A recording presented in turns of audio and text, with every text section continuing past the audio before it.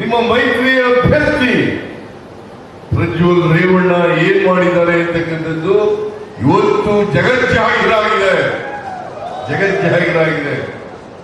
ಇದು ಈ ವಿಡಿಯೋ ಗೊತ್ತಿದ್ರೂ ಕೂಡ ನಿಮಗೆ ವಿಡಿಯೋ ಗೊತ್ತಿದ್ರೂ ಕೂಡ ನೀವು ಬಿಜೆಪಿ ಜೆಡಿಎಸ್ ಜೊತೆ ಹೊಂದಾಣಿಕೆ ಮಾಡಿಕೊಂಡು ಅವರು ಟಿಕೆಟ್ ಕೊಟ್ರಲ್ಲ. ನಿಮಗೆ ಗೊತ್ತಿದ್ದು ಹೆಣ್ಮಕ್ಳಿಗೆ ರೇಪ್ ಮಾಡಿರ್ತಕ್ಕಂಥ ಪ್ರಜ್ವಲ್ ರೇವಣ್ಣನಿಗೆ ಟಿಕೆಟ್ ಕೊಟ್ರಲ್ಲ.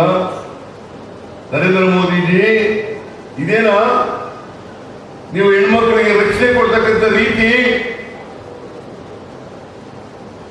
ಇದೇನಾ ರೇಪಿಸ್ಟ್ಗಳಿಗೆ ನೀವು ವಿರೋಧ ಮಾಡ್ತಕ್ಕಂಥ ರೀತಿ ಅಂತಕ್ಕಂಥ ಪ್ರಶ್ನೆಯನ್ನ ಇವತ್ತು ಜನ, ಇಡೀ ರಾಜ್ಯದ ಜನ ಕೇಳ್ತಾ ಇದ್ದಾರೆ. ನರೇಂದ್ರ ಮೋದಿಯವರು ಒಬ್ಬ ಒಳ್ಳೆ ನಾಟಕಕಾರ, ಈವೆಂಟ್ ಮ್ಯಾನೇಜರ್ ಅಷ್ಟೇನೆ.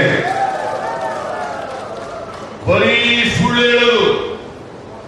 ಯಾವುದಾದ್ರೂ ಕೂಡ ಅವರು ಪ್ರಧಾನಮಂತ್ರಿ ಆಗೋಕ್ಕಿಂತ ಮುಂಚಿತವಾಗಿ ಹೇಳಿದ್ದಂತ ಯಾವುದಾದ್ರೂ ಭರವಸೆ ಈಡೇರಿಸತಕ್ಕಂಥ ಪ್ರಯತ್ನವನ್ನು ಮಾಡಿದ್ದಾರ?